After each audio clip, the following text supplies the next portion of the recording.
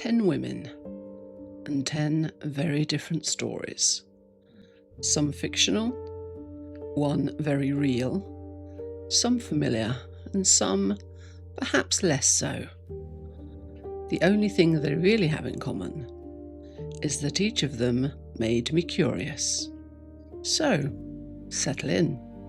We have quite a few stories to tell.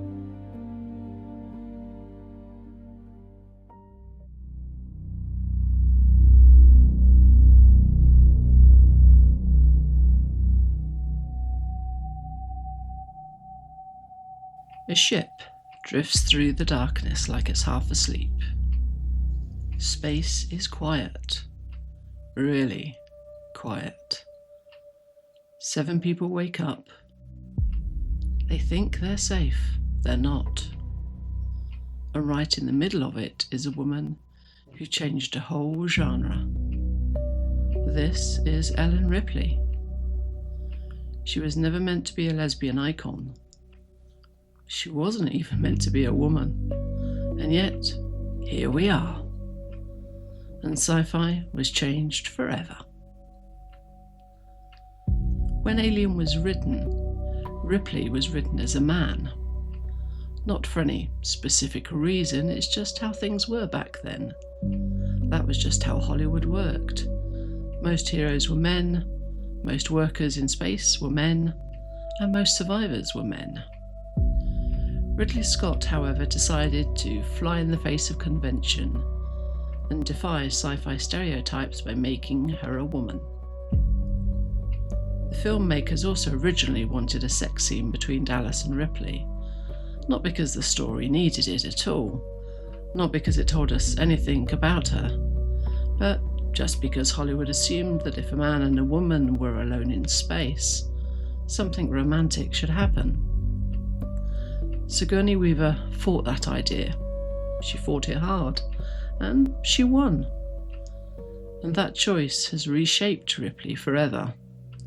Without that fight, Ripley would have become softer, more conventional, more woman in a man's story. Instead, she stays exactly who she is, a professional, a survivor, and a person, not a fantasy. This was in big part aided by the fact that the dialogue remained mostly unchanged from the script written for Ripley as a man. When Weaver was cast, something quite magical happened. Not in the script, but in how we see the character. Ripley isn't flashy and she doesn't perform toughness, she just is tough. She just does her job. When the crew argue, she's staying there steady. When they're all panicking, she's thinking. And when danger arrives, she just gets on and deals with it. That stillness is rare on screen. Hollywood often shows strong women by making them loud or angry or aggressive. Ripley isn't like that. Her strength is quiet. It shows fear, but she doesn't become crippled by it. She can listen, she can watch, and she can make a decision. And that quiet competence is where many of us completely fell in love with Ellen Ripley. On screen, Hollywood gave us a very specific image. A capable worker, a clear head in a crisis, and a woman who doesn't crack under pressure. The uniform is simple. There's no glamour, no sexualization, no performance of femininity in it. It's exactly the same as the men's. The camera doesn't treat her like a decoration. It doesn't linger on her body too long for admiration's sake. She moves through the ship like she belongs there, because she does. In the final act, she strips down to practical clothes, underclothes. It was meant as a little nod to the male audience, but it was acceptable, and more importantly, it was plausible. It at least felt real. But images carry meaning whether filmmakers intend them to or not. Many lesbian viewers saw something in the character right away. We saw a woman who could be flexible, a woman who could carry on despite the fear, and a woman who could survive whatever life threw at her. That mattered to us, and yes, it didn't hurt that she was gorgeous and had legs up to her armpits. But what makes Ripley different is this: she's beautiful without being offered to anyone. The film never tries to sell her to the viewer. The camera doesn't slow down and linger or invite possession or lechery. So when we admired her, it didn't feel like we were being told that we should, and that distinction is quite key. Look at how she relates to the male crew. She doesn't charm or flirt with them. She doesn't soothe them with soft feminine words, and she gives them a kick up the backside and tells them to just get on with it. She states facts. They ignore her. People die. Over and over. Many of us recognise that dynamic. A woman whose authority gets dismissed until it's too late and the only one left standing is you and the cat. When Ripley survives, she survives on her own terms. No romantic reward, no soft makeover, no, now you can relax and be gentle. Just hard, gritty survival and quiet dignity. She didn't feel like a fantasy. She felt like someone who could actually exist in the world. Here's the tension at the heart of Ripley. Hollywood didn't create her as a lesbian icon. Lesbian audiences just decided she was going to be one. The studio wanted a gender-neutral hero who just happened to be played by a woman. We saw a woman who moved through the world without centering on men. They saw practicality, we saw independence. They saw survival, we saw a total badass. They initially tried to insert romance, Weaver removed it. They made a worker in space, and we saw a reflection of ourselves. That gap between what was intended and what we read is where Ripley truly lives. In Aliens, the whole story turned on one decision. The Marines are sent in with a clear mission: rescue the colony, follow orders, get the hell out. Then Ripley meets Newt, and she refuses to leave her behind. There isn't some grand speech about it, there's no dramatic gestures, it's just a decision that didn't even need to be considered. Because of that, the entire mission changed. They go back in, they risk everything, and then they move from procedure to protection. Hollywood often uses motherhood to soften women characters, to make them more gentle, more passive, more traditional. Ripley doesn't shrink because of her mothering instincts. She gets even sharper and more focused. She doesn't disappear into motherhood, she just is a mother. It's just part of who she is. You don't leave a child to become dinner for a horde of rampaging aliens. You just don't. Again, many of us recognise that. Ripley's body is treated differently from most women in sci-fi. The camera doesn't dress her up, and it doesn't slow down to admire her. It doesn't ask her to change herself to please anybody. Even when she's vulnerable, the framing is practical rather than erotic. That choice, intentional or not, made her safer for us to claim. She wasn't placed inside a visual language built for male desire. She could exist outside of it. That gave lesbian viewers room to breathe, room to see ourselves in her or imagine her as one of us. There wasn't much of that about in the 70s and 80s.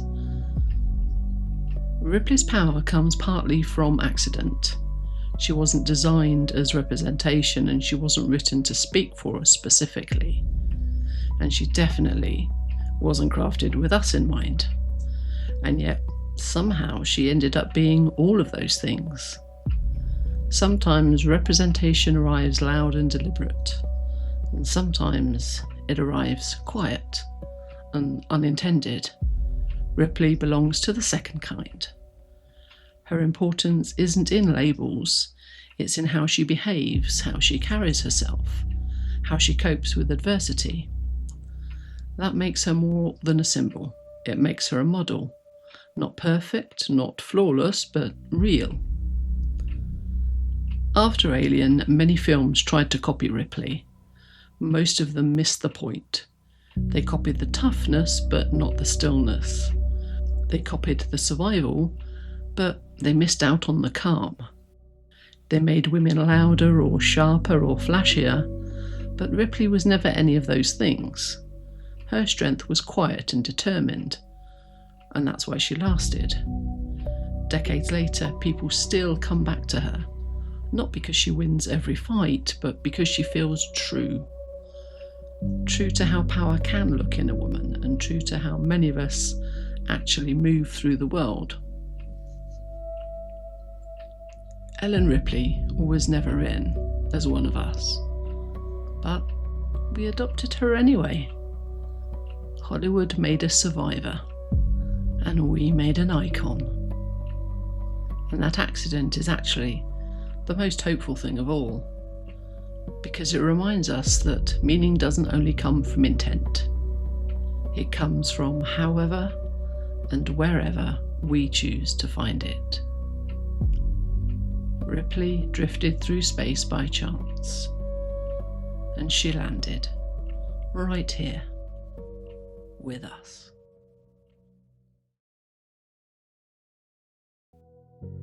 Some actors play characters. Some actors transform themselves. And then there's Cate Blanchett. She can be a queen, an elf, a villain, or a woman falling quietly in love across a restaurant table. And every time she appears on screen, something magical happens. Today isn't about analysing Cate Blanchett. It's about celebrating something much simpler. The joy of watching a truly great actor at work. Some actors command attention the moment they appear. Cate Blanchett does it completely without effort. She has this remarkable ability to make stillness feel powerful. She doesn't need a big speech. She doesn't need dramatic music. Sometimes all she has to do is raise an eyebrow, and suddenly the whole room belongs to her. You can see it in Elizabeth, where she plays the young Queen Elizabeth I. At the start of the film, she's uncertain, vulnerable, surrounded by people who want to control her. But slowly something changes. Her voice grows calmer, her posture becomes stronger, and by the end of the film, she isn't just a queen, she feels like a queen. And that transformation is almost entirely carried by Blanchett's performance. One of the most enjoyable things about Cate Blanchett is how unpredictable she is. She refuses to stay pigeonholed in just one type of role. 1 minute in The Lord of the Rings, she's playing Galadriel, calm, ancient, almost otherworldly and ethereal. She moves like a memory. And then next, she suddenly appears in Thor Ragnarok. Now she is dangerous, playful, and completely delighted to be the villain. It's like watching two completely different actors, and that's part of the charm. You never quite know which version of Cate Blanchett is about to appear. Not all great performances are loud.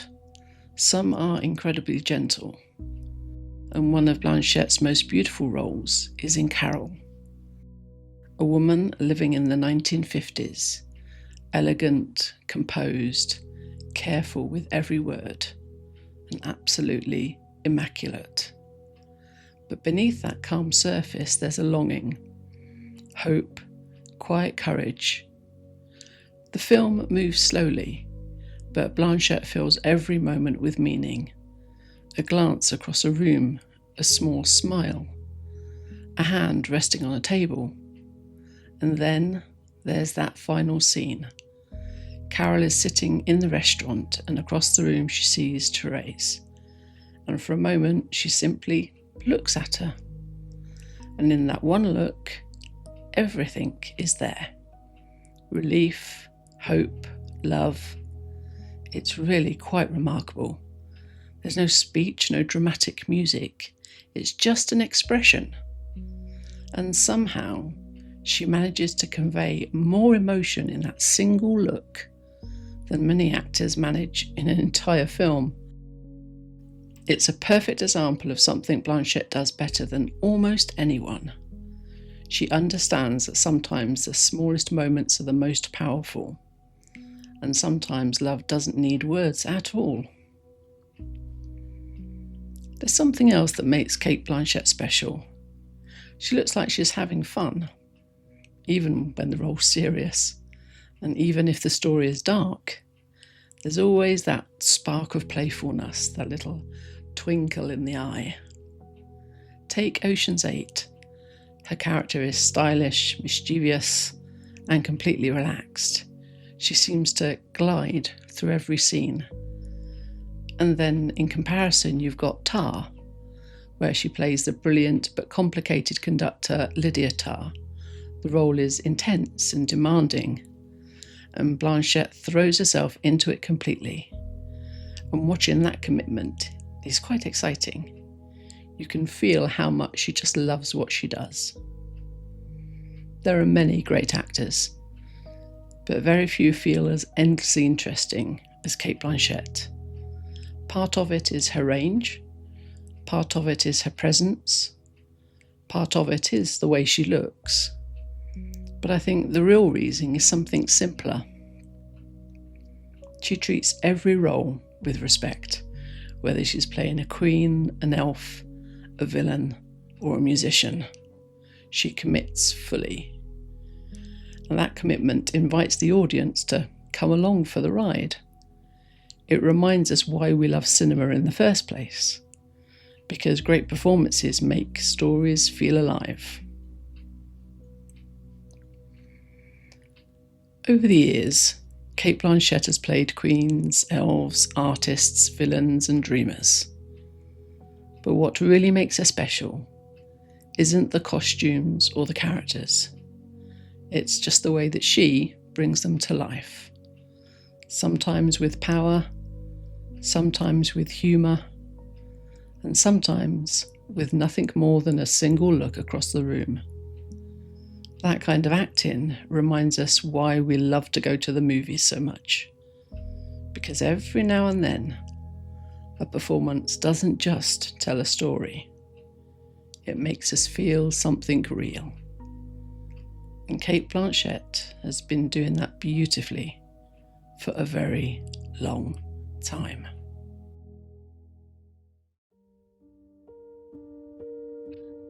Some people spend their whole lives becoming the person everyone expects them to be. They build a career, a family, a comfortable life, and from the outside, it looks like they've done everything right. But quietly, almost without noticing, they've drifted further and further away from themselves. And sometimes it isn't until one unexpected person walks into their life that they finally ask a question that they should have asked years ago. Who am I, really? I always thought A Perfect Ending was a film about finding love, but the more I thought about it, the more I realised it was really about something else. It was about finding the courage to finally become yourself.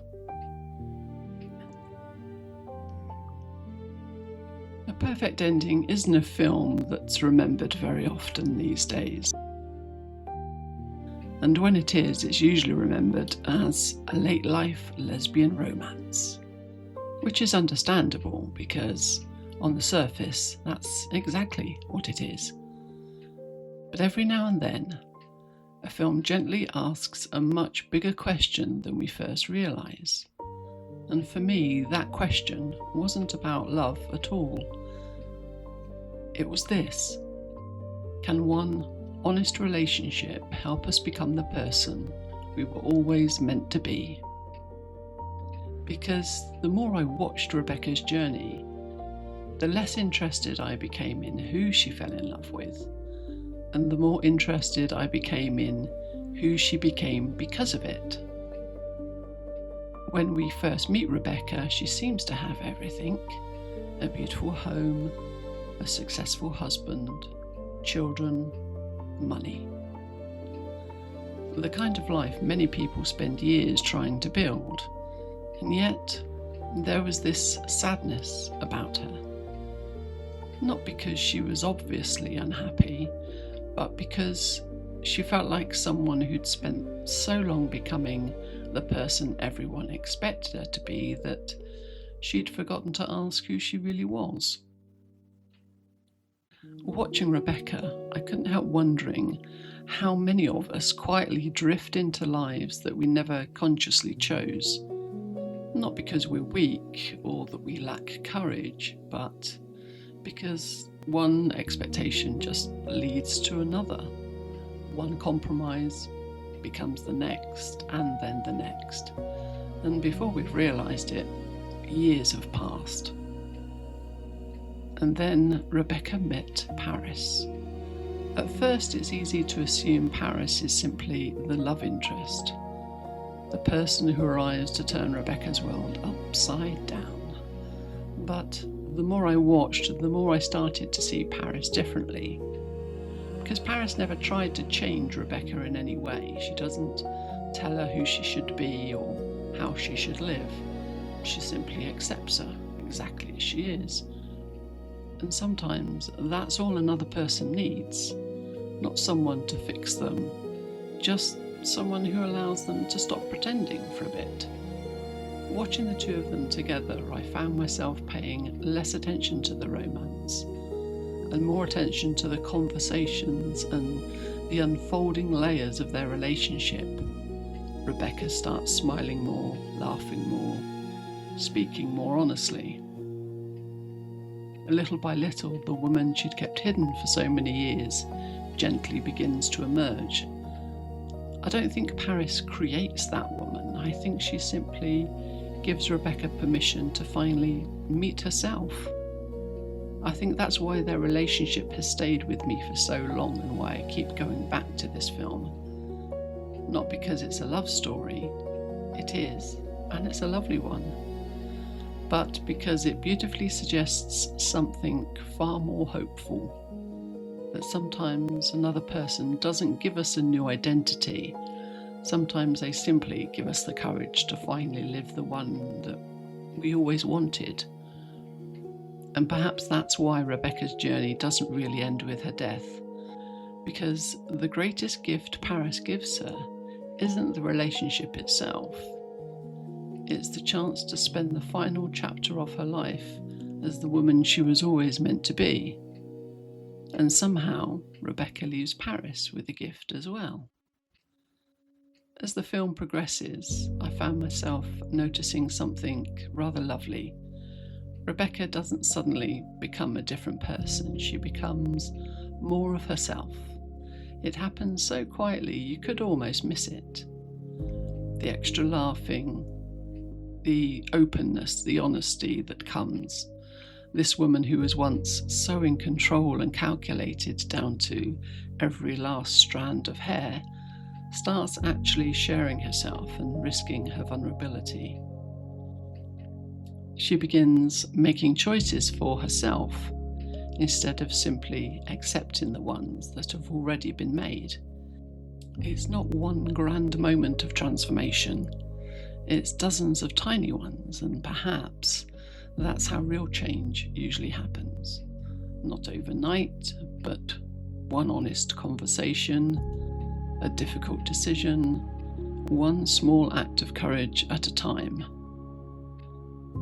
Watching Rebecca slowly rediscover herself, I couldn't help wondering whether that's why the film had always had such a special place in my heart. not because it's trying to tell us that love solves everything, but because it reminds us that truly being seen can change everything. There was one moment in particular that completely changed how I saw her. Throughout so much of her life, Rebecca had gone along with what was expected of her, sometimes out of fear, sometimes because it simply felt easier. But that has consequences, often painful ones, not only for herself, but for the people she loves the most. But as she begins to discover herself, she also begins to discover something else, her own strength. And for the first time, she starts making decisions because they're the right ones, not because they're expected or easy. And for me, that's where her redemption begins. Here was one part of Rebecca's journey that stayed with me more than any other. It's easy to look at her story and see someone who just finally found love, but I don't think that's where her greatest transformation happens. I think it happens when she finally finds her voice, because as we learn more about Rebecca's past, we also discover her deepest regret. She didn't protect her daughter, and that's an incredibly difficult thing to sit with. Not because Rebecca was cruel, but because she was human. Fear, silence, the hope that someone else will step in. History is full of ordinary people who have looked back and wished we'd found the courage to act sooner. I don't think the film asks us to excuse Rebecca, but I do think it asks us to try and understand her, and perhaps that's even more uncomfortable to do, but also more powerful. As Rebecca begins discovering who she really is, something else begins to change as well. She stops accepting the life she's been given and starts shaping the life she believes is right. That change is nowhere more obvious than her final decision to take control of her husband's business. I've often seen that moment described as revenge, but it never really felt like revenge to me. It felt like balancing the books. Her husband had spent years denying his stepdaughter the place she deserved within the family, treating her as though she didn't truly belong. And after everything that happened as a result of that, Rebecca finally put that right. Not through anger, not through punishment, but through justice. For me, that was the moment Rebecca finally stopped living in fear. Not because she became stronger overnight, but because she finally believed her own voice deserved to be heard. And perhaps that's what redemption really looks like. Not erasing the mistakes that we've made, but refusing to let them shape the person that we become next. As Rebecca's story drew towards its end, I found myself thinking more and more about Paris, because it's easy to see everything that Paris gives to Rebecca, the confidence, the honesty, the freedom to finally live as herself. Those gifts are obvious. But then I started wondering, what did Rebecca give Paris? At first the answer didn't seem quite as clear, until I realised something. Paris spends so much of her life helping other people discover themselves. She listens, she understands, and she creates space where people can be completely honest. The fact that she provides those things in the form of an escort service isn't really relevant. But Rebecca does something rather unexpected. She loves Paris, not for what she can provide, for once, but simply for who she is. And in doing so, she quietly helps Paris begin to let go of the grief she's been carrying for a long time. Not by replacing the person she'd lost. No one ever truly replaces the people we love. But by reminding her that life still has new chapters waiting to be lived, and that Paris didn't need to continue living in this limbo of grief. That opening of your heart again doesn't diminish the love that came before it. It simply makes room for something new.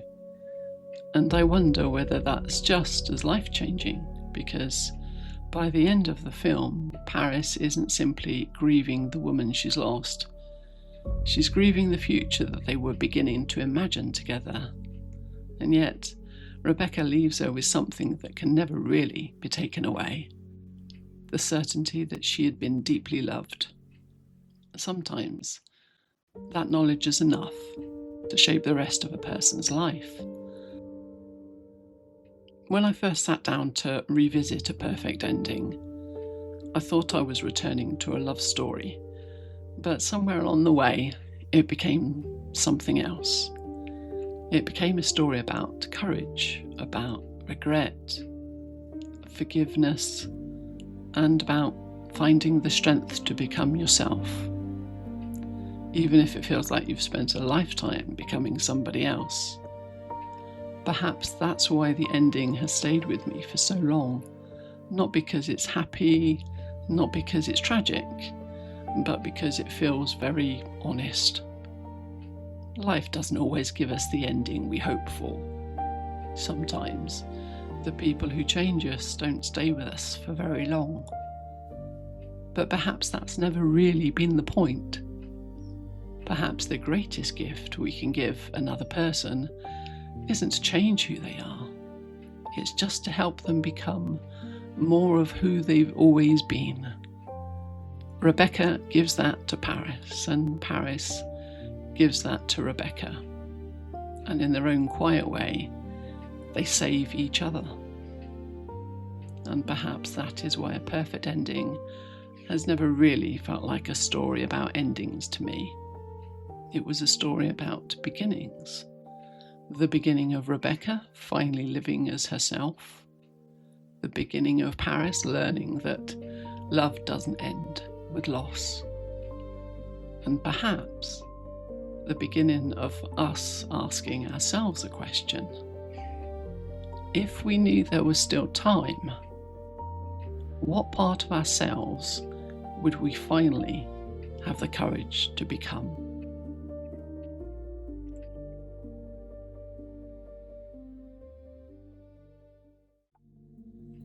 When we first meet Seven of Nine, she's absolutely certain she's right. She knows how the world works. People are inefficient. Emotion gets in the way. Individuality is a problem to be solved, and she's not questioning any of it. And it's one of the things that makes her so very interesting. Because from that point on, what we're really watching is that certainty slowly start to break. Not all at once, not through any one big pivotal moment, but through people, through conflict, and through relationships that are not always easy to define. Because what develops between Seven and Janeway isn't simple. It's not just authority or guidance. There's something more there, and people felt it in different ways. And over time, that becomes a big part of the story. Not just how Seven learns to be human, but how she learns to connect. When Seven first arrives on Star Trek Voyager, she doesn't feel like a new crew member. She feels like a problem. She's direct, precise, completely certain of herself, and completely uninterested in how anyone else feels about it, which, as you can imagine, goes down very well. She doesn't ease into things. She corrects people and challenges their decisions, questions behaviour that to her makes no sense at all. Social norms don't exist for her. She's not trying to be difficult, that's just how she sees the world. Efficient, ordered, logical. She'd give a Vulcan a run for their money.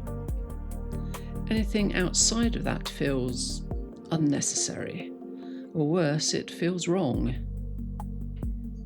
And what's interesting is that the show doesn't soften her straight away. It lets her be like that, awkward, blunt, and slightly unsettling. There's no sudden shift where she becomes more like everyone else. If anything, it's rather the opposite. Everyone else has to adjust to her first. And that creates tension almost immediately, because she is not just different. She challenges the way the crew thinks, their actions, the way they justify their decisions. And she does it without hesitation or tact, which again doesn't always land particularly well with the crew. But underneath that, there's something else. She's not just resistant, she's unfamiliar. She doesn't understand people yet, not properly, and that's the key. Because from this point on, everything changes about her, and it starts right here.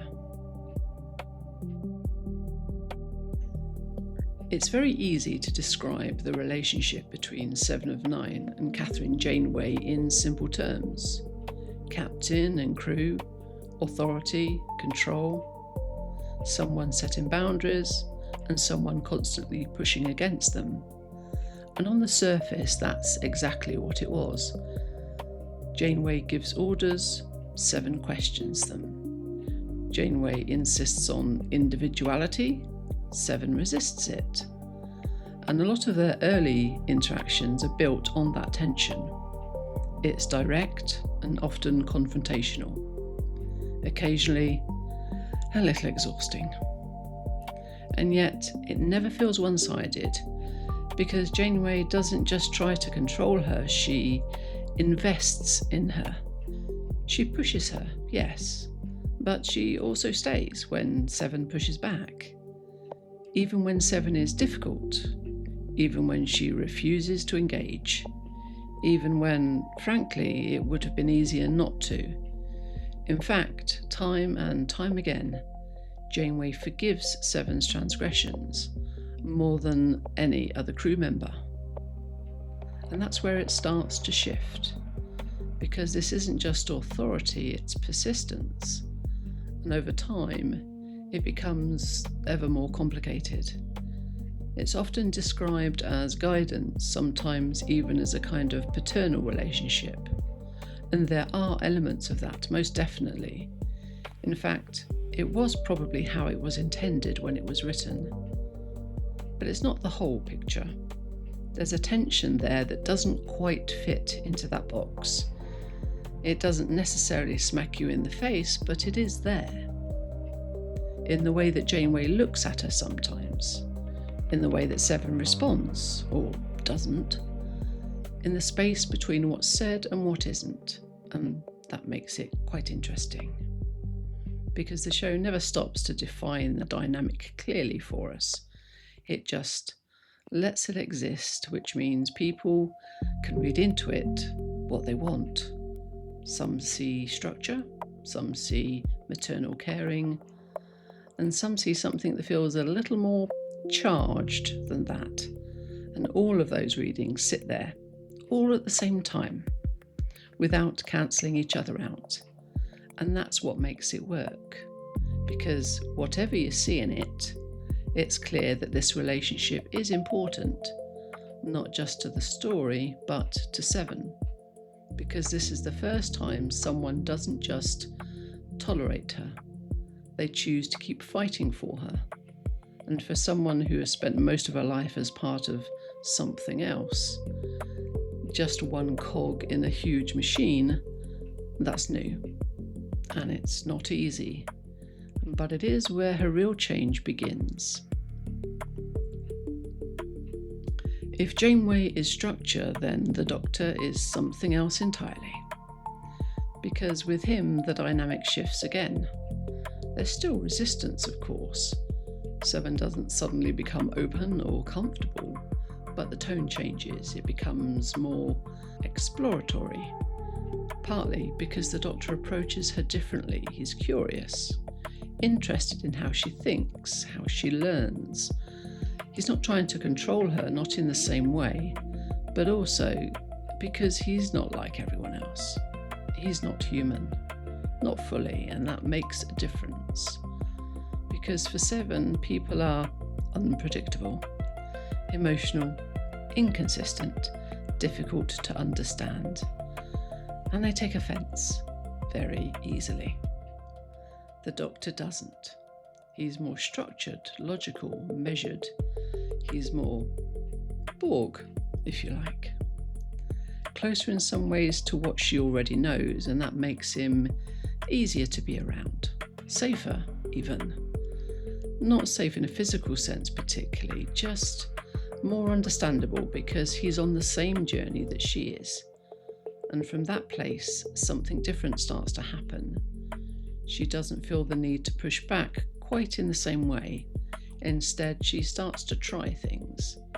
Small things at first. Conversation, social interactions, even a stab at humour. And she approaches all of it in the way she approaches everything. Very seriously. And with absolutely no instinct for how it's supposed to feel.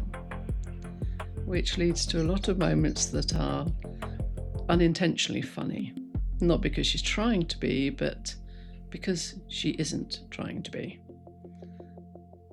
She's completely sincere, completely focused, and just slightly out of step with everybody else. And the Doctor just rolls with it. He leans into it, he encourages it. Sometimes a little too enthusiastically, perhaps, but always with that sense that every moment counts. That these small steps, awkward as they are part of something bigger. And over time, they are.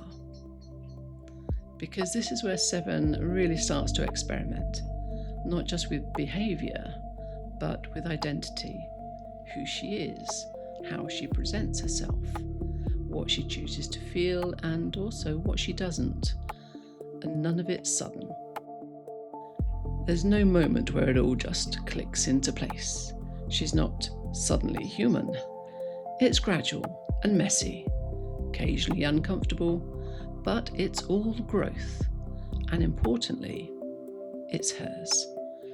Because unlike before, no one is deciding this for her. She's figuring it out, step by step, even when she's not entirely sure what the steps are. What's interesting about Seven isn't any single moment. It's how those moments start to build. Because the change doesn't arrive all at once and it never fully completes its journey.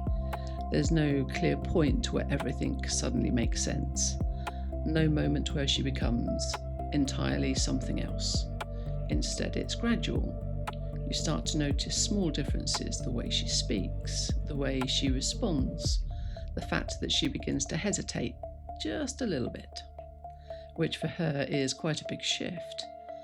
Early on, everything is certain. Decisions are immediate, reactions are direct, there's no doubts. But over time, that certainty softens. It doesn't disappear, it adjusts. She starts to consider things a little more. Other people's perspectives, the emotional weight behind a decision. And that doesn't make her more human in a simple sense. It makes her more complicated. Because she's no longer operating on a single fixed system. She's choosing, and choice is often messy. It's slower, less efficient, sometimes frustrating. Which, if you spent most of your life being efficient, is probably not ideal. And the show doesn't pretend otherwise. There are moments where she struggles, where things don't quite land, where she misreads a situation. That Borg directness is still very much there. It doesn't go away. Not completely. It stays with her to a degree. Part of how she thinks, part of how she sees the world. And that's an important part of who she is. Because it means that she's not transforming from one thing to another. It's an addition, a layering of who she is. She doesn't stop being what she was. She just grows into something that's more, that's bigger than that. And by the end of Voyager, she's still not finished. She's further along her path, more aware, more independent, but she's kind of still in between, still working it out. And that's probably one of the things that makes it feel the most real, because isn't that exactly what being human is? Continually learning, continually growing, and continually becoming something more. By the time we see Seven of Nine again in Star Trek Picard, she's no longer trying to understand connection, she's living it. There's a confidence to her now, not certainty in the old sense, but a kind of self-possession. She knows who she is, or at least she knows enough. And that shows most clearly in her relationship with Raffi, because it's never really shown as tentative. It's not something she's still working out. It just is. And from the beginning, there's a familiarity to it. They never quite feel like two people figuring things out at the beginning of a relationship. They feel like two people that have already kind of done that. There's a rhythm to the way they speak to each other. There's no gushy new relationship bliss. In fact, most of their interactions feel like a bickering couple that have been married for years and are still arguing over who's going to do the washing up. It's very human. And that really matters, I think, in Seven's growth arc, because it shows a version of Seven that isn't learning connection anymore. She's in it, she's done it, she's there, letting it be what it is, even when it's messy, and even when it doesn't quite line up perfectly. But at the same time, the parts of her that haven't changed are also still there, very clearly.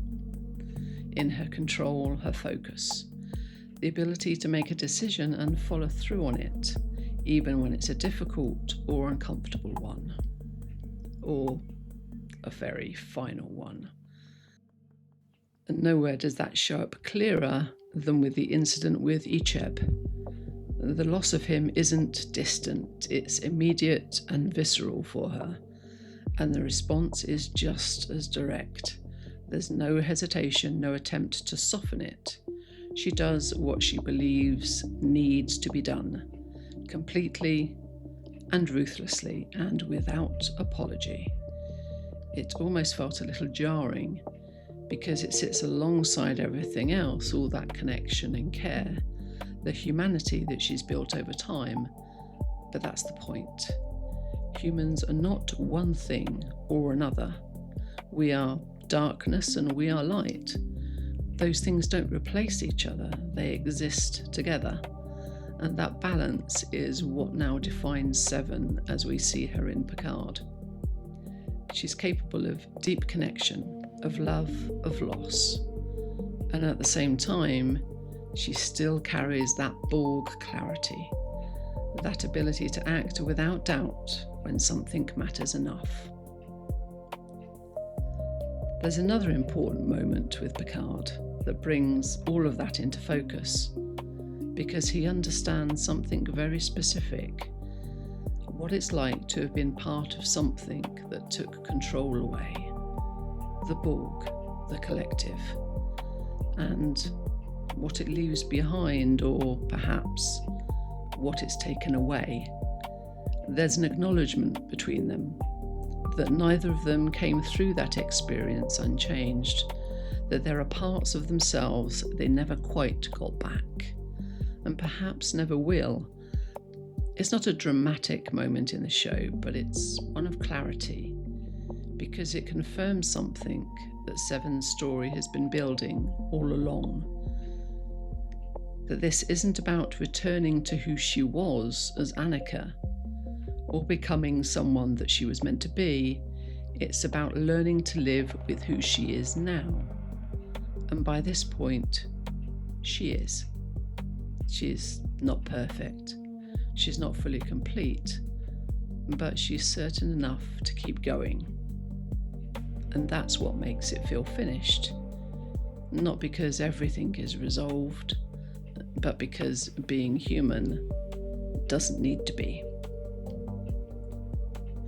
What makes 7 of 9 work isn't just the idea behind her. It's not the bodysuit or the hourglass figure, as appealing as those things are. It's the way her story unfolds.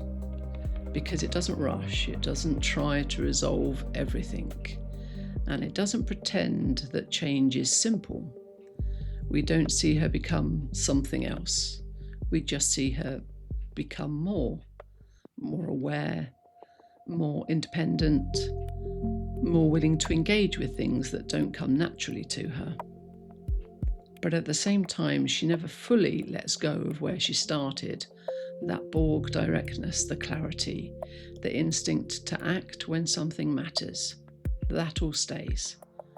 And that's what makes it feel the most real of all, because people don't change by replacing who they are. They change by adding to it, by carrying things forward, even the uncomfortable things, and then learning how to live with them. And that's what we're watching with 7 of 9's journey. Not a transformation, but a continuation. One that doesn't end neatly and doesn't need to. 7 is control, precision, certainty. And over time, a whole lot more than that. Not because she leaves things behind, but because she learns how to live alongside them. And that's why her story stays with people. Because it feels like us. It feels like life. Because her story doesn't resolve everything. It's not neatly tied up with a ribbon. And because the story shows that becoming someone isn't about reaching an endpoint, it's about the slow, steady growth into something more. And the understanding that there's always more to learn.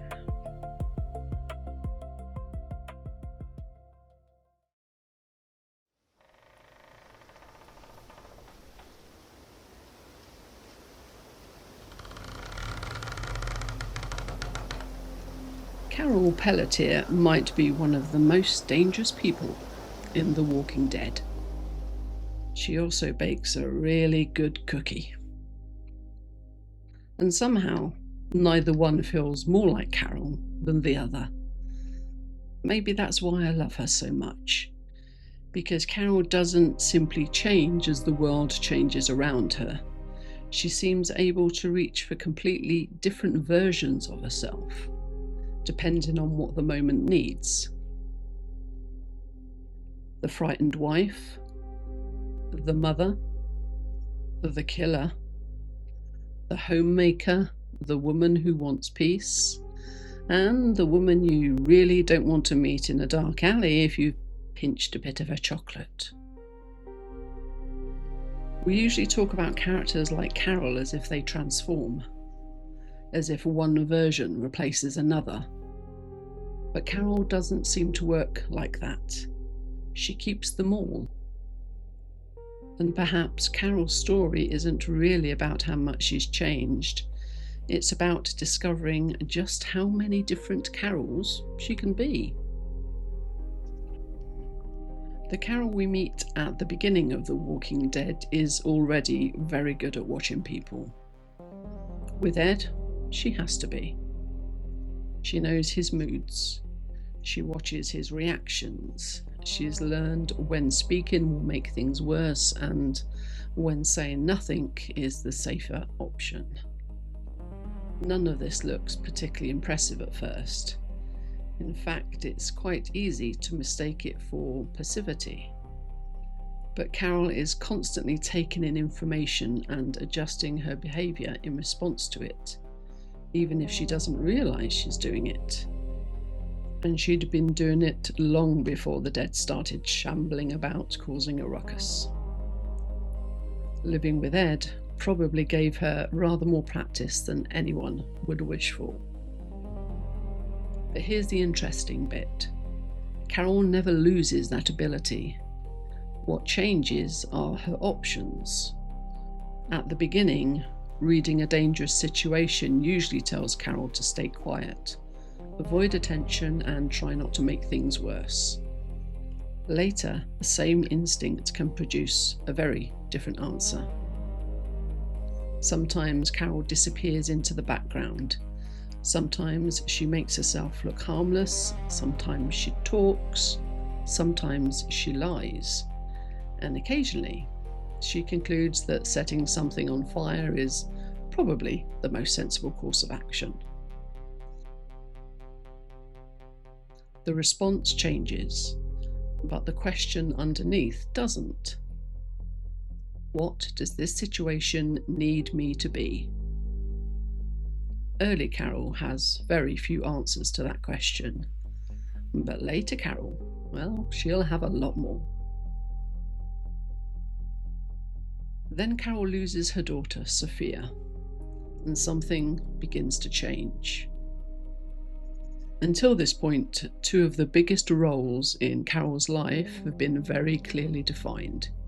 She was Ed's wife and Sophia's mother. Now, within a very short space of time, she's neither. That doesn't mean that losing Sophia somehow sets Carol free. It doesn't. It absolutely devastates her. But it does leave her facing the world without those old roles deciding quite so much about who she needs to be. And this is where Carol starts surprising us. She learns to use weapons. She becomes a lot more independent, more willing to make decisions, more willing to act. But strangely, The Walking Dead doesn't spend much time showing us Carol becoming capable. There isn't a great Carol training montage. One season, she's still someone the others tend to protect. Then you look away for 5 minutes and Carol appears to have unlocked several new settings. And perhaps that's because she isn't building a new Carol from scratch. She's discovering that there are more sides to her than anyone, including Carol herself, ever had reason to see before. The old world only called on a very small part of her. But this world, this one keeps asking for more. And every time it does, Carol seems to find something else she didn't even know was there. Even the mother doesn't disappear.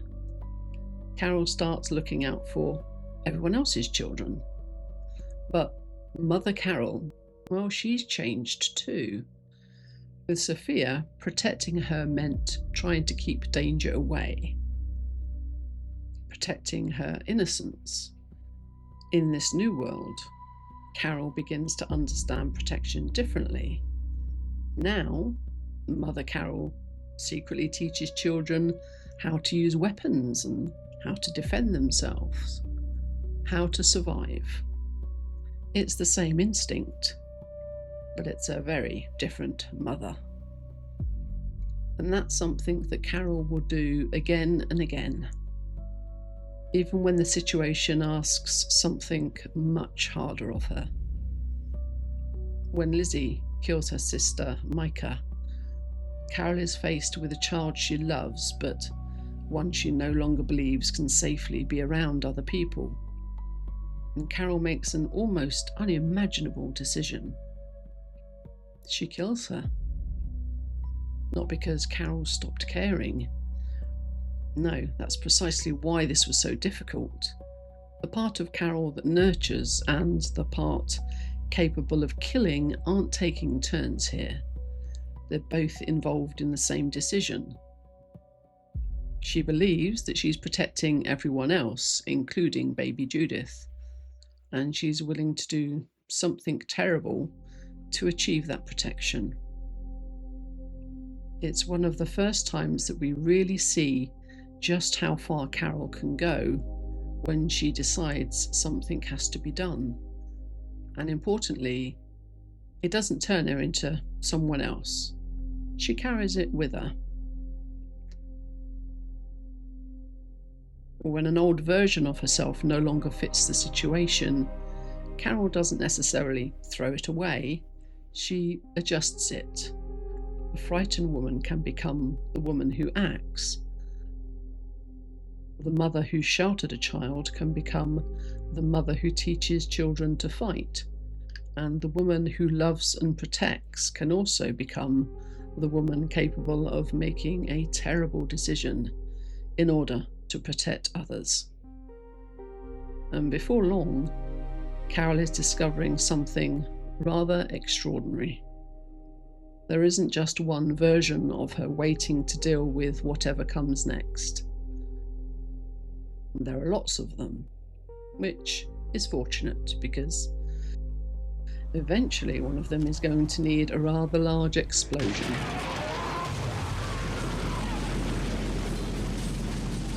By the time the group reaches Alexandria, Carol knows exactly what she's capable of. The Alexandrians don't. And Carol seems perfectly happy to keep it that way.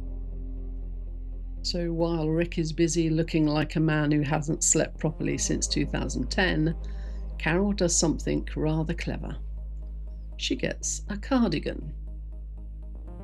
Suddenly, the woman who attacked Terminus single-handedly is smiling politely, talking about cooking, worrying about recipes, and generally giving the impression that she is more comfortable organising a bake sale than killing anyone. And it works, because Carol understands something about the people in Alexandria almost immediately. They still recognise the old world. They're still trying to live in it. So she gives them someone from it, someone they recognise. The cardigan. The really clever part is that this Carol isn't entirely an act. Carol knows how to be this woman because she was this woman. She knows how to appear harmless, how to stay in the background, how to let people underestimate her. These were once things Carol did because she had very little choice, but now she's choosing them because they're useful. That's quite a turnaround. The woman who once survived by being overlooked has discovered that being overlooked can be a remarkably handy skill. You know what's great about this place? Be invisible again. And this is where all those different Carols start becoming something more than a reaction to whatever happens around her. Carol can choose. She can decide which version of herself a situation needs, and which version she wants other people to see. Alexandria gets the homemaker, although even that can change remarkably quickly. 1 minute, Carol is giving little Sam cookies, and the next she is calmly explaining that if he tells anyone what she's really doing, he'll wake up outside the walls, tied to a tree, where the monsters will find him. Same cardigan, very different Carol.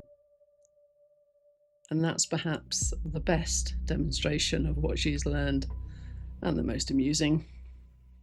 She doesn't need to become the warrior and stay there. She can move between these different parts of herself, almost without effort. Rick knows rather better than the rest than to mistake the homemaker for the whole woman, and heaven help anyone else who does. Because underneath that cardigan isn't the real Carol, it's just more Carol. But eventually, Carol starts looking at everything she's capable of doing a little differently. Killing has become easier. Not easy in the sense that it means nothing to her, quite the opposite. Carol knows exactly what she's doing. She knows why she does it, and she knows that when she decides it's necessary, she can do it remarkably well. And for a long time that makes her valuable, but then it starts to make her uncomfortable. Because knowing you're capable of terrible things when they're necessary is one thing. Realizing just how readily you can become the person who does them is another. And for perhaps the first time, Carol stops trusting her own ability to choose. So she leaves. She removes herself from the people and the situations that keep calling on those parts of her. And I don't think that this is simply Carol deciding she doesn't want to kill anymore. It feels more like Carol has looked at all these different versions of herself and decided that some of them might be dangerous simply because they exist.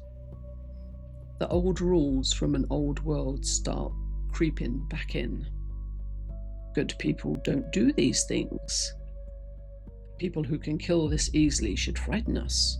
Perhaps Carol should frighten herself. But there's a problem with that. Carol isn't out of control. She never was. Terminus Carol didn't appear because something inside her snapped. Alexandria Carol wasn't hiding some monster underneath the cardigan. Carol just made choices. Some were necessary, some were questionable, and some she would carry with her forever afterwards. But they were hers to make, and perhaps that's what makes this period so difficult for her. She can't put the darker parts of herself back where she found them. She knows they're there now, but does she really need to be afraid of herself? Carol is dangerous. There's really no point pretending otherwise.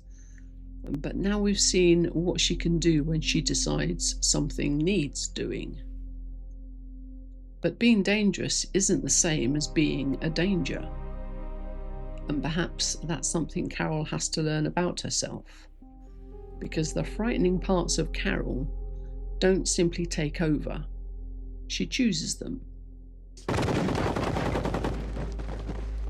Sometimes she chooses well, and sometimes she gets it badly wrong. And sometimes grief, anger, or fear gets a rather louder vote than it probably should. But that's very different from having no control at all. For a while, Carol seems to believe the safest answer is distance. If she removes herself from the people she loves, perhaps those parts of her won't be called upon. Except that doesn't really solve anything, because those parts haven't gone anywhere. And eventually, Carol starts living alongside people again, loving them again, becoming part of a family again. She doesn't do that by getting rid of the woman who can kill. She simply stops treating that woman as though she has to be in charge all of the time. And maybe that's where Carol's story becomes less about discovering new versions of herself and more about learning to live with all the ones she's already found. The mother can stay. The killer can stay. The frightened woman can stay. And so can the woman in the cardigan. None of them has to win. They're all Carol. And perhaps that's why later on, Carol has that stillness about her. In the moments when nothing needs doing right now, nobody needs saving, nobody needs killing, there's no role she needs to step into. So Carol can simply be. And perhaps Carol isn't quite as unusual as she first appears. Just look at Daryl. When the world ends, Daryl doesn't have to discover that he's good at surviving. He already knows how to hunt, track, fight, and look after himself. The strange thing about Daryl is that the apocalypse doesn't really ask him to become someone new. It gives the person he already is somewhere to belong. Suddenly, the qualities that made him difficult to fit into the old world make him remarkably useful in the new one. Carol almost travels in the opposite direction. She fits into the old world because she's learned how to make herself fit. When that world disappears, well, unlike Daryl, Carol doesn't already know everything she can bring to this new world. She has to find out. The apocalypse doesn't create all these different Carols. It gives them somewhere to be useful. And perhaps that's the connection between them. Daryl already knew there was more Daryl. Carol had to discover that there was more Carol. Different journeys, but same strange gift from a terrible world. They both get to find out what happens when the old rules about who they're supposed to be disappear.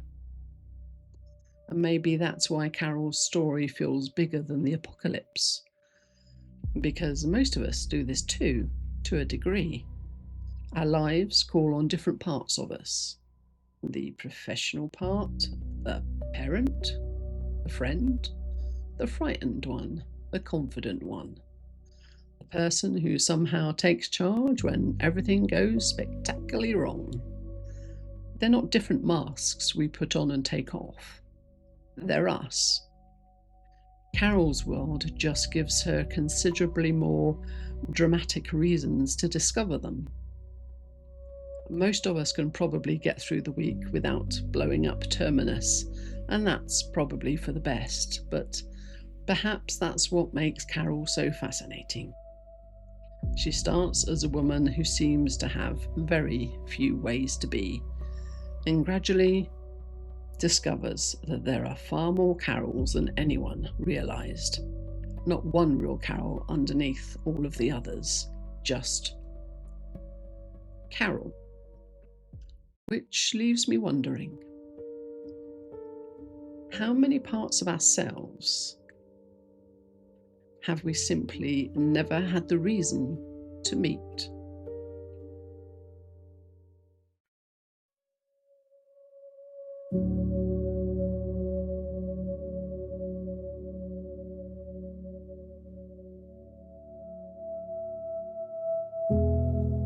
Some women don't just become stars, they become symbols.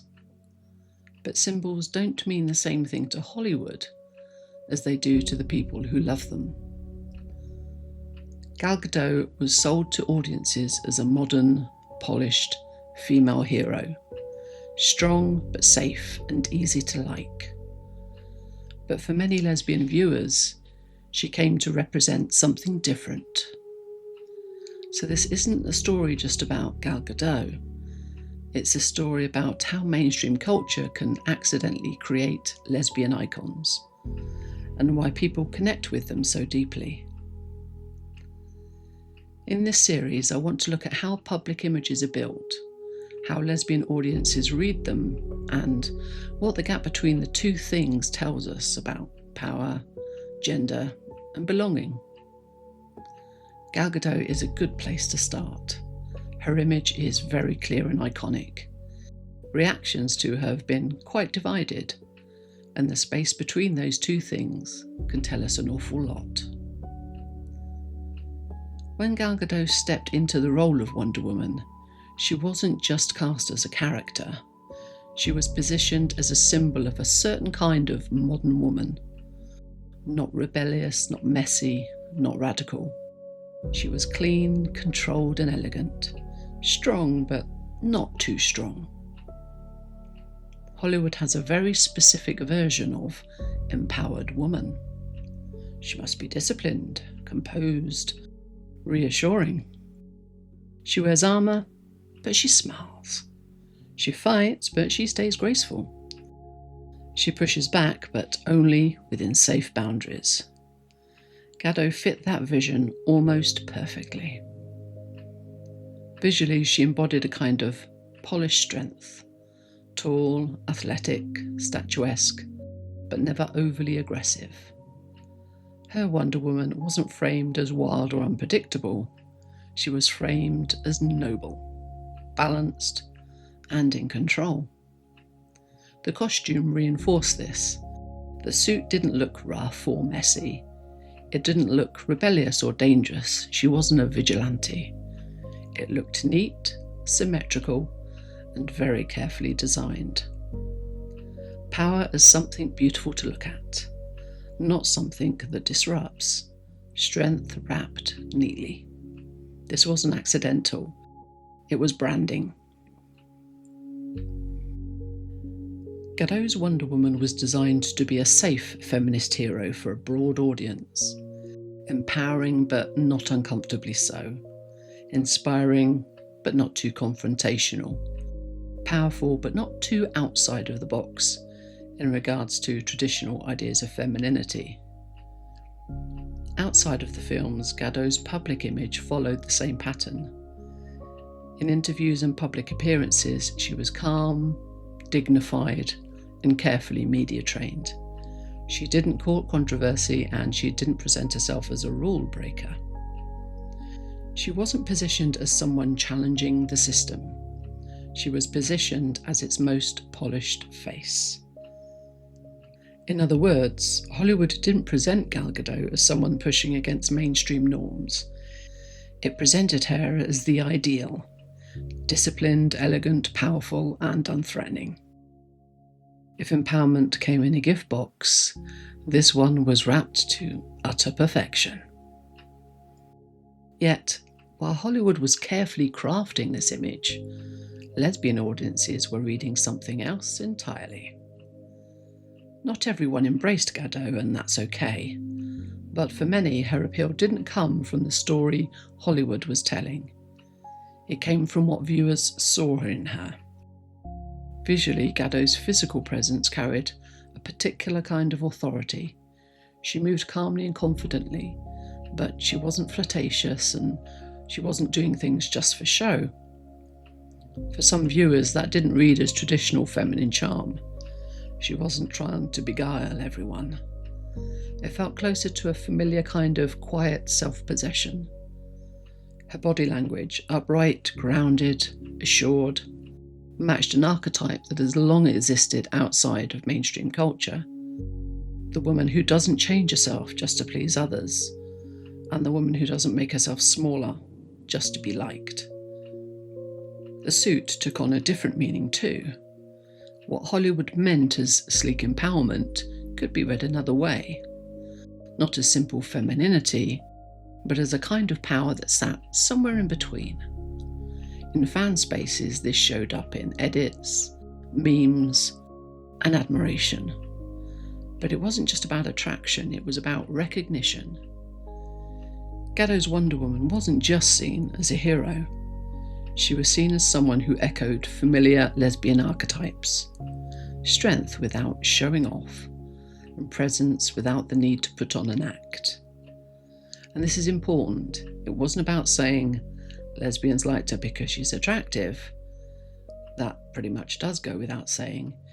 It was also too shallow for what was really going on. Instead, it was about certain traits: composure, physical presence, restraint, and authority, lining up with patterns that had already existed in lesbian culture long before Gadot came along.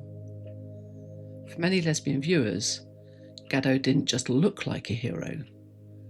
She looked like a kind of woman they'd already known in their own communities. This is where the story gets more interesting and revealing.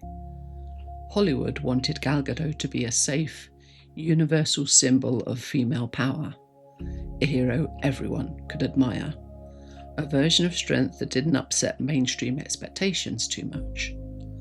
But many lesbian viewers didn't simply accept that story of things. They looked at her through their own lenses, and often they saw something different, something unspoken, than what Hollywood meant to show. And here lies the central tension.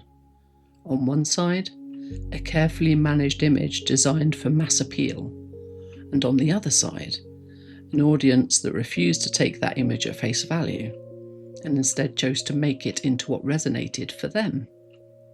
Hollywood tried to control the meaning, but audiences can't be told what meaning should be. Meaning is always personal. For some of us, Gadot's composure didn't read as corporate polish. It felt like an emotional recognition. Her physical strength didn't read as generic empowerment.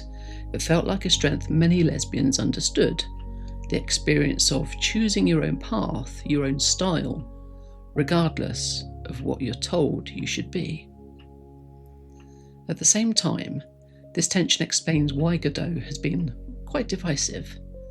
The very qualities that drew some lesbians to her contained strength, her distance from conventional femininity and social norms, were the same qualities that others found a bit too sanitised and too corporate and a tad too detached.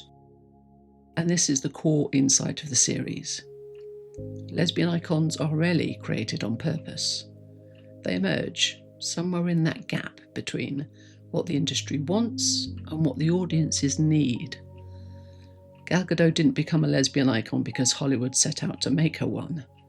She became one because audiences refused to accept only Hollywood's version of her. Studios can shape an image, but they can't fully control what people choose to make of it. Gal Gadot's story isn't unique. It's part of a much bigger pattern in mainstream culture. Again and again, Hollywood builds images of powerful women for its own reasons, to sell tickets, to protect brands, and appeal to as many people as possible. And again, lesbian and gay audiences see those images differently, finding meaning where none was officially intended.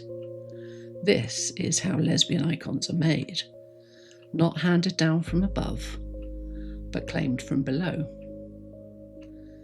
We take them, reshape them, and make them part of our own stories, stories that go far beyond what the creators intended.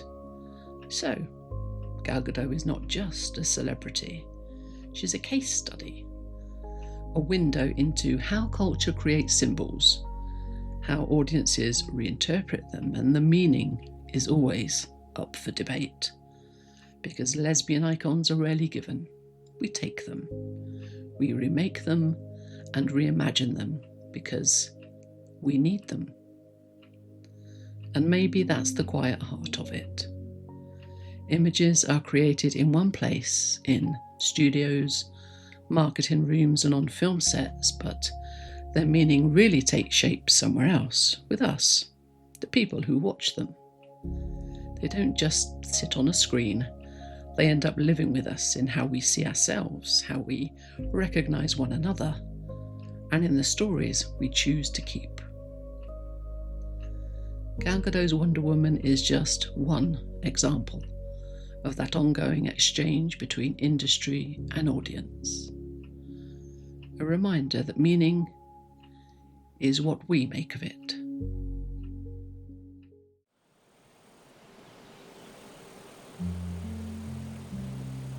Beth Dutton doesn't need fixing. That's a strange thing to say about one of television's most seemingly damaged characters, because almost everyone looks at Beth and sees a woman who's broken. I don't. Not anymore. I see someone who's adapted. And once I started looking at her that way, it opened up 100 new questions. I don't think Beth Dutton was born this way. We meet her as one of television's toughest women, fearless, ruthless, completely untouchable. But nobody arrives in the world like that. Somewhere along the way, something changed. Beth grew up in a world where strength wasn't admired, it was necessary.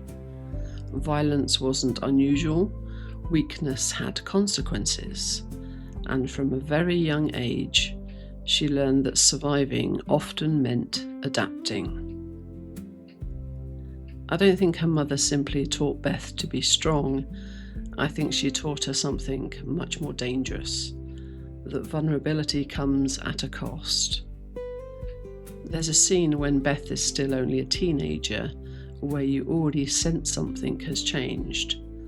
Fear hasn't disappeared, it just doesn't get to make the decisions anymore.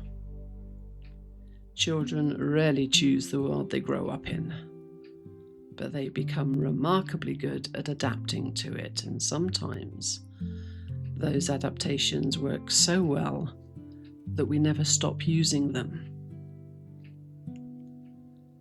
Every strength begins as an adaptation. Beth didn't simply learn to be brave, she learned to become untouchable.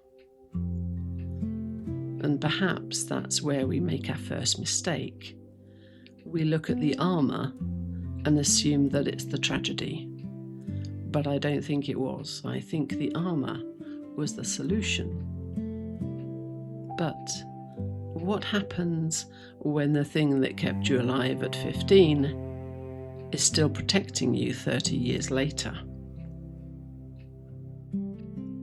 Most adaptations begin as something we do, a way of surviving, a way of making it through whatever life is throwing at us. But the most successful adaptations don't stay that way. Given enough time, they become part of who we are. And I think that's what happened to Beth. Somewhere between the frightened young girl that we briefly glimpse and the woman we come to know, she stopped wearing the armour and she became it. We often talk about people putting their walls up as though they're temporary, as though one day they'll simply decide to lower them again.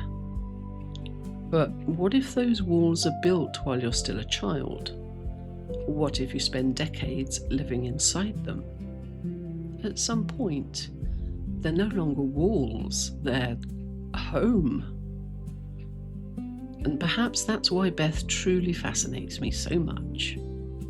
Even when she's hurt, even when she's beaten black and blue, even when life seems determined to break her, you never really feel like that they've reached the real Beth. I wonder how many of us have adaptations that became so familiar that we stopped seeing them as adaptations at all, and they simply became us. And once the armour becomes who you are, something else begins to happen. You stop protecting yourself with it and you begin living through it. And that's where Beth's story becomes ever more interesting.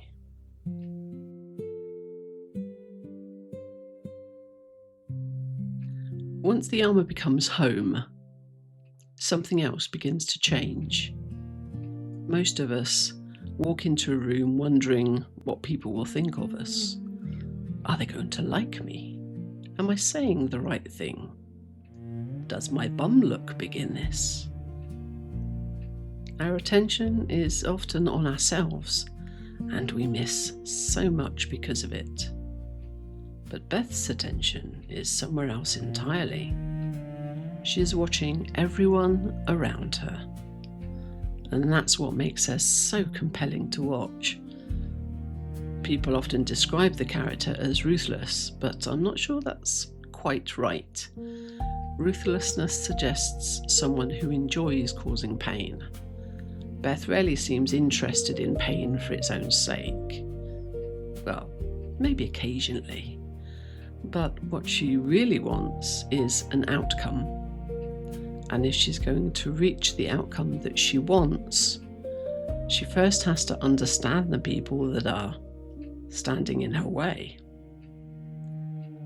There's something deeply unsettling about watching Beth in a confrontation. It can almost feel like she's reading minds. She isn't, of course, although that would be seriously cool. No, she's simply extraordinarily good at reading people. Not because she was born with a special gift, but because a lifetime of surviving difficult people has made her an expert at it. She notices when they hesitate, if they're bluffing, the insecurity hidden behind confidence, their need to impress, the fear that someone is desperately trying not to show. Before the conversation has even begun, Beth has already seen any and all of these things in the person she's dealing with. But what really interests me is what happens next. Beth doesn't stop to analyse every possibility. She isn't working everything out from scratch. There wouldn't be time.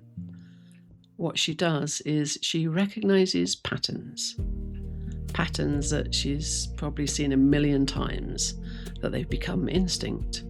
There's the bully, the bluffer and braggart, the frightened child hiding behind a confident swagger, the person who's desperate to be admired, a person convinced that they're the smartest one in the room. She's seen them all and she recognises the patterns, and her response comes almost without effort, completely instinctive. And that's why she always seems 10 steps ahead. She isn't reacting to any particular conversation. She is shaping it. Every hesitation, unexpected answer, every tiny change gives her another piece of information about the person in front of her. And almost instinctively, she adjusts, not because she just enjoys controlling people, but because every observation has become another tool, another way of moving the conversation one step closer to that outcome that she's after. I don't think that that's just intelligence. I think it's adaptation in its purest form. A child growing up in uncertainty learns to read the emotional weather faster than everyone else around her. And over time, that stops being something that you're consciously doing, and it simply becomes the way you experience the world. And years later, people look at someone like Beth, and they see confidence or ruthlessness or fearlessness. But I wonder if what they're really seeing is mastery. And yet, for all that strength, the armour isn't only used to protect Beth. The same woman who can dismantle someone in a boardroom without a second thought will also stand between danger and the people she loves, also without a second thought. The armour stretches beyond her. It becomes a place of safety for everyone that she's decided belongs behind it. Which leaves me with another question. If you've lived inside the armour for long enough, if it shaped the way you think, the way you see people, the way you move through the world, can you ever actually take it off? Can you ever actually bring those walls down? Or does it eventually stop being something you wear and simply become who you are? When I started thinking about Beth Dutton, I thought I'd come to understand her.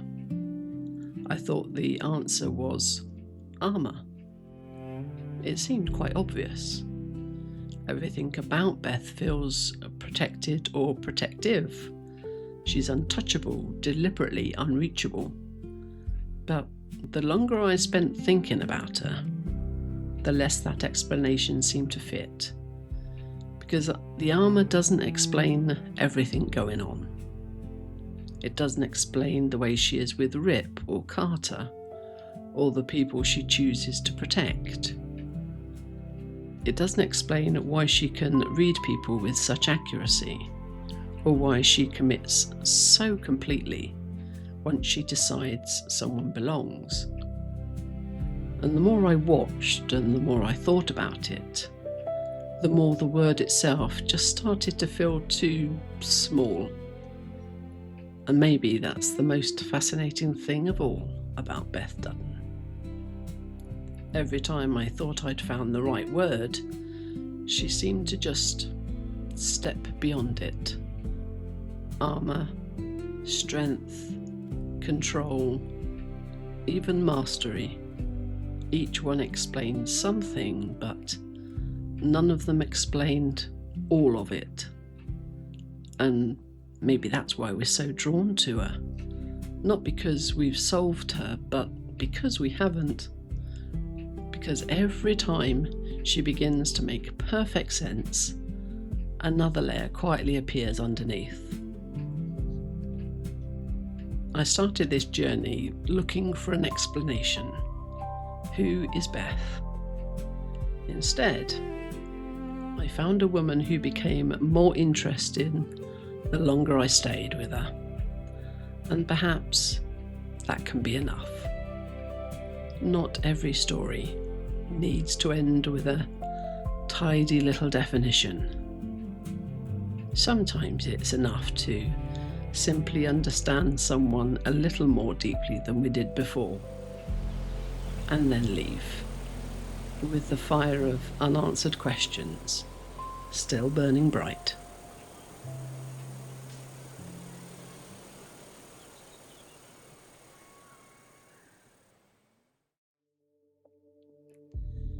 She doesn't believe him, not at first. And honestly, neither do we. Mulder talks about aliens, conspiracies, things that shouldn't exist. Scully's there for one reason: to prove him wrong. And for a while, that's exactly what she does. Until she can't anymore. The thing is, it would be very easy to treat them like opposites. He believes everything, and she believes nothing. But that's not really what's happening. They work because of that difference. Mulder jumps to conclusions. Scully slows everything down. He sees patterns, she looks for proof. And somewhere between those two things, the truth starts to take shape. Not because one of them is right, but because neither of them is enough on their own. And that's what makes Scully so important. She doesn't weaken Mulder's ideas, she makes them credible. Because if something can stand up to her, if it can survive being questioned like that, then maybe there's something to it. And at the same time, he changes the way she sees things too. Not all at once, but slowly, over time, just by refusing to let things go. By asking questions that don't have easy answers.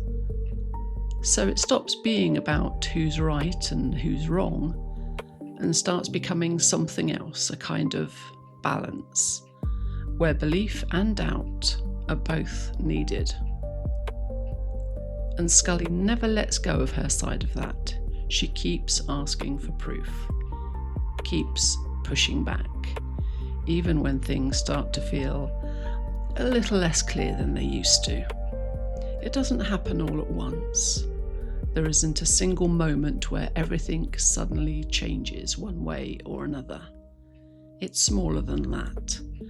A case that doesn't quite make sense. Evidence that should be there but isn't. Something she sees and can't explain away afterwards.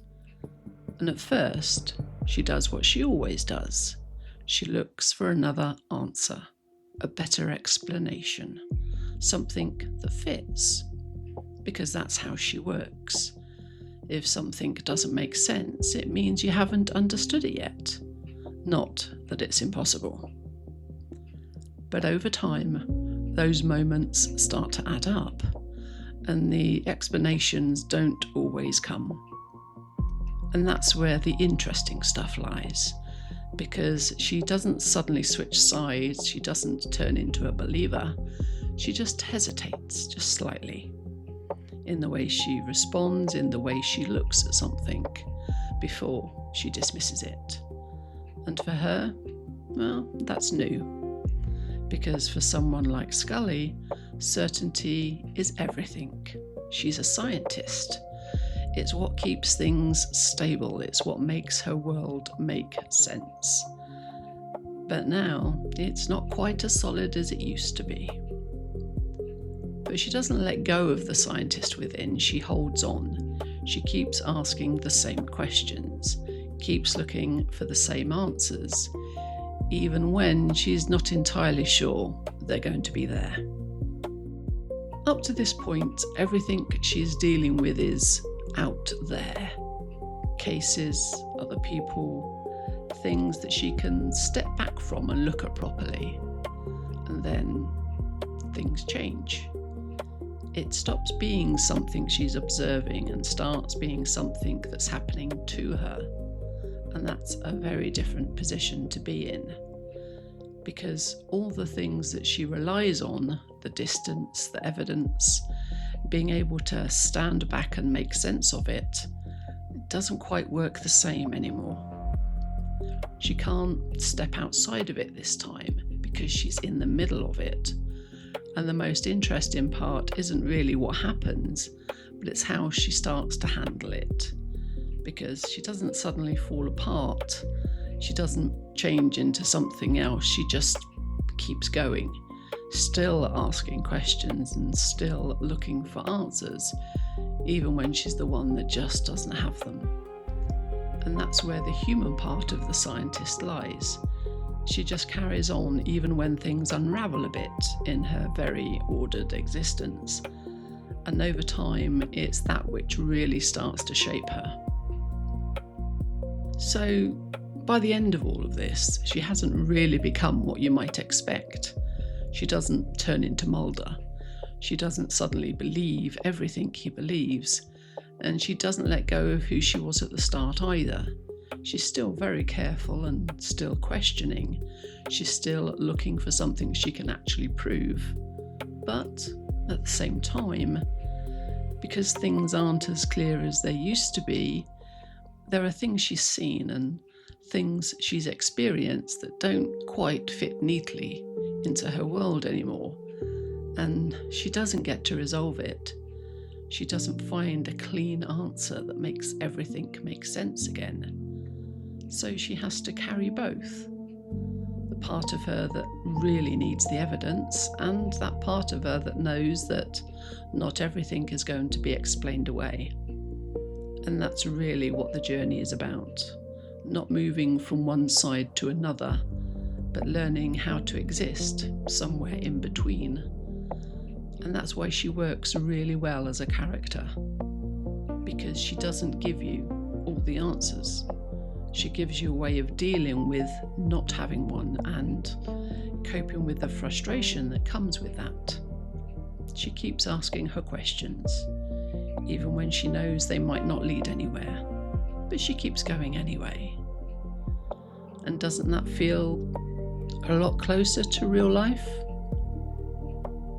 We don't get to tie things up in a neat little box. We just keep on going.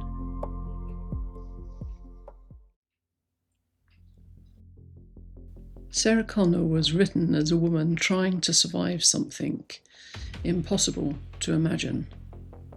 Audiences loved her for her discipline, her focus, and her simple refusal to quit. And for many in the audience, including lesbians, that resonated a great deal.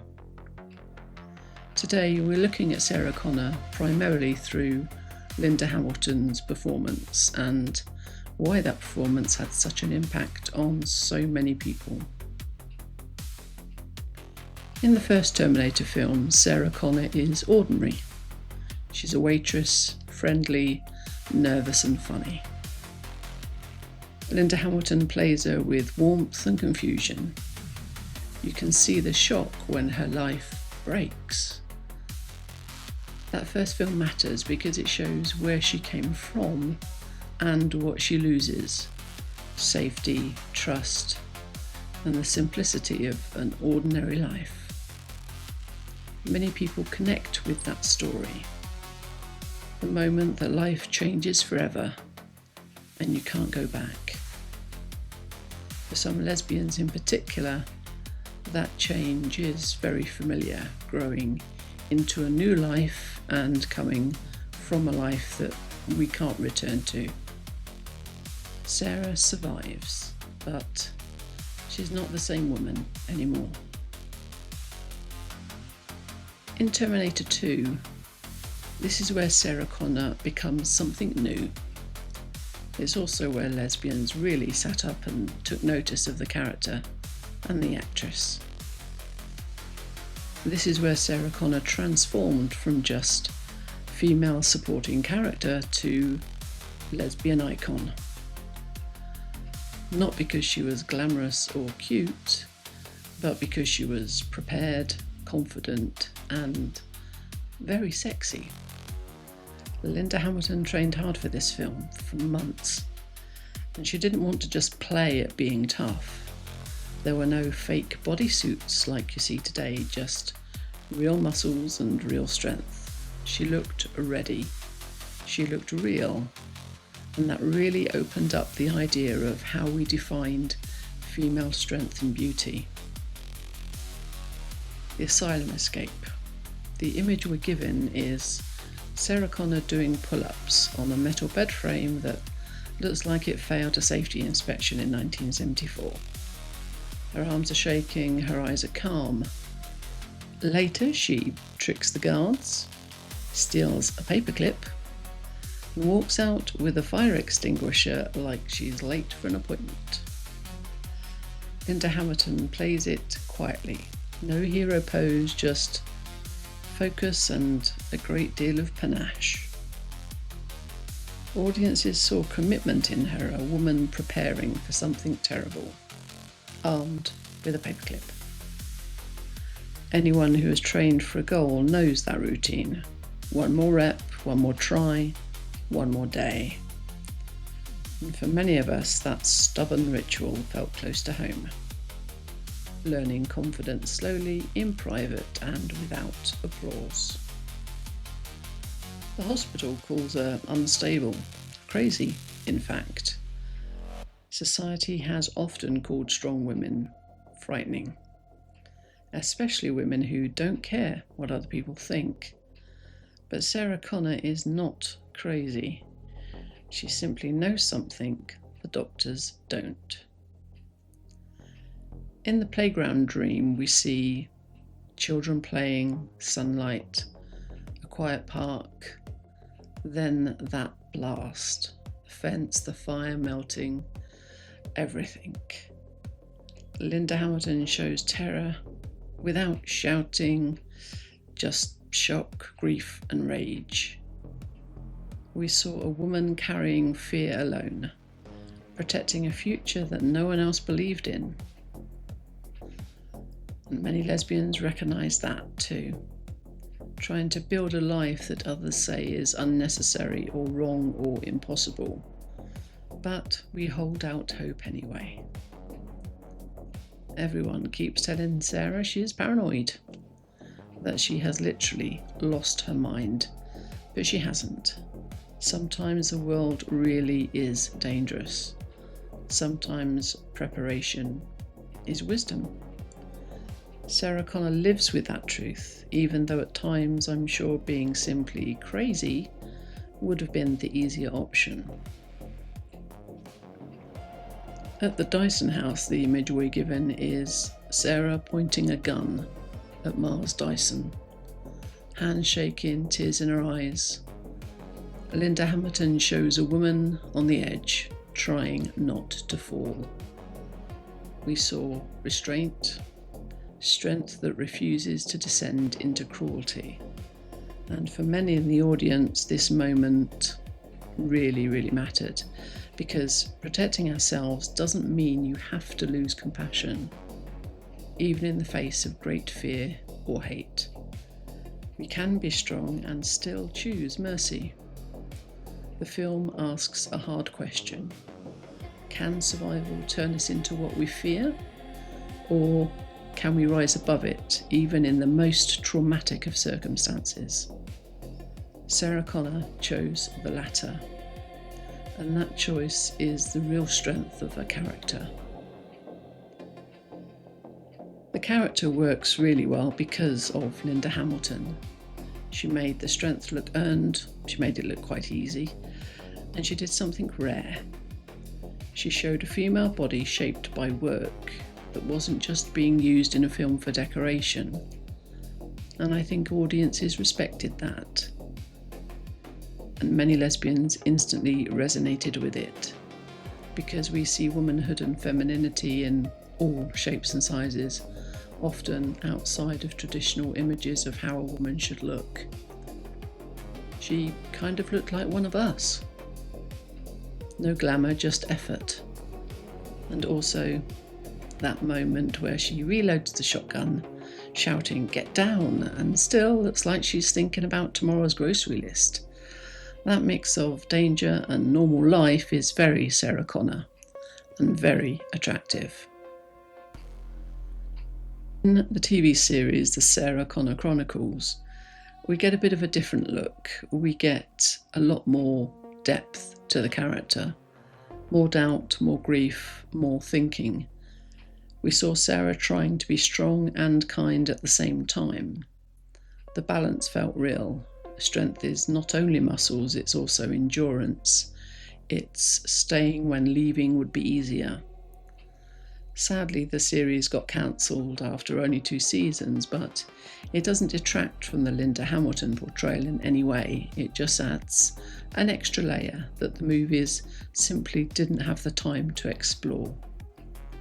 And if you haven't seen the series, I would recommend it, although the final cliffhanger at the end of season 2 is going to drive you nuts because we never get to see where it goes. In Terminator Dark Fate, we see the older warrior. She returns older, sharper, and very tired. Linda Hamilton plays her with dry humour and hard calm. She hunts Terminators like it's just another chore on a very long list. Coffee, ammo, kill another Terminator, rinse, repeat. Audiences saw something honest in that portrayal. A hero who survived and who kept going because she had a purpose. The film also gave us the bond between Grace and Danny. It's never labelled explicitly and it's never explained, but their loyalty, their closeness, the way Grace gives everything for Danny, it's deliberately left open to interpretation. And for many lesbians, that small space really did mean a lot. It felt like the film was quietly saying, we can't rewrite Sarah Connor's past to make her one of you, but we can leave this door open, over here. Inside a franchise that was about Terminators, that nod was appreciated. Not because it changed the story particularly, but because it felt like our love of the fandom mattered somewhere. And it fit the larger truth of Sarah Connor's world. Love doesn't always look conventional, families are sometimes chosen, and loyalty, love, sacrifice, and devotion save the day. Sarah Connor never wanted to be a legend. She wanted to survive, to raise her son, maybe get a quiet 5 minutes when no one was trying to kill her. Linda Hamilton made that struggle feel real. Audiences admired her, lesbians adored her, but the deeper truth is simple. When we watch Sarah Connor, we're all cheering for the same things. Someone trying their best, someone protecting family, someone refusing to quit. That's why she belongs to all of us. And that's why she'll be doing pull-ups in our heads long after the credits roll.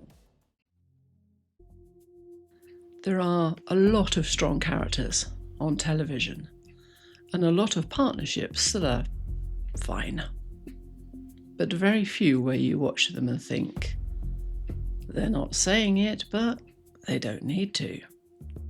That was always the thing with Xena and Gabrielle. It's never fully explained, not really. never quite clearly defined, but it's always there, in the way they look at each other, in the way they choose each other, again and again. And somehow that's exactly why it works. Xena isn't introduced as a hero. She has a past, a very violent one, and the show doesn't let you forget that. She's not trying to prove she's strong, that would be completely unnecessary. But she is trying to be better, which is harder. What makes her interesting is how controlled she is. She doesn't waste words. She doesn't explain herself unless she has to, and that's usually at the end of a sword. And when she fights, it's quick, precise, and efficient, and generally fatal. No dramatic speeches, no showing off, just pointy sword, job done. There's also a kind of dryness to her, a quiet sarcasm, the sort of person who will save your life and then look mildly annoyed about it. And that restraint is what makes her feel rather normal. Then you have Gabrielle. At the start, she's almost the complete opposite. She talks a lot. She asks questions a lot. She believes people can be better, which, standing next to Xena, is quite a bold position to take. But she's just not there to admire Xena. She challenges her as well. Not aggressively, just very persistently. She asks the questions Xena would rather not answer. She pushes in small ways, and she brings something into the story that Xena doesn't naturally have. Hope. Not blind optimism, but a belief that things can change, including Xena herself. What makes the show work isn't just who they are, it's who they are together. Xena protects Gabrielle, that part is obvious. But Gabrielle does something just as important. She keeps Xena grounded. She reminds her that the world isn't just something to survive. And over time, that dynamic shifts in interesting ways. Gabrielle becomes stronger, more capable, less likely to stand behind Xena, and more likely to stand beside her. And Xena softens slightly. Not in an overly dramatic way, she's still Xena, but she lets someone in, which for her is quite a big deal. And then there's the part that everyone noticed. Even if the show never quite said it out loud, the relationship between Xena and Gabrielle was always written in a kind of in-between space. You can watch it as a friendship, you can watch it as a partnership, or you can watch it and think, that is so gay. And once the writers realised people were seeing that, they didn't shut it down. In fact, they leaned into it carefully. It was the 90s after all. They took it as far as they could go, and with a lot of fun. And that's why it works, because it wasn't forced, it wasn't explained, or there wasn't any terrible coming out scenes and all that kind of stuff. It was just there. What makes this work isn't that they grow, it's how they grow. It's in those small moments, the quiet conversations that invariably involved fish for some reason, the times when nothing dramatic is happening but everything important is. It's the way Gabrielle looks at Xena when she's trying, really trying to be better, and the way that Xena, who trusts almost no one, but chooses to trust her, not once, but again and again. That's the part that stays with you because it feels human, because it's not rushed or forced. It grows naturally, over time. And somewhere along the way, it stops being about a warrior and her chatty companion and starts being about two people who have chosen each other through everything, day after day, through the good things and the bad things, through the light and the darkness. And that's why it lasts, because it feels like a real relationship. Xena is strength, Gabrielle is hope. On their own, they're compelling. Together, they feel complete. And that's why it still works today. Not just because of the battles, but because of the bond. Because of those quiet moments. Because of that choice to stay, day after day, in the darkness and in the light. And maybe that's the real reason people come back to the show. Not for the action, but for them. If you'd like to stay and listen to more stories, you're very welcome here.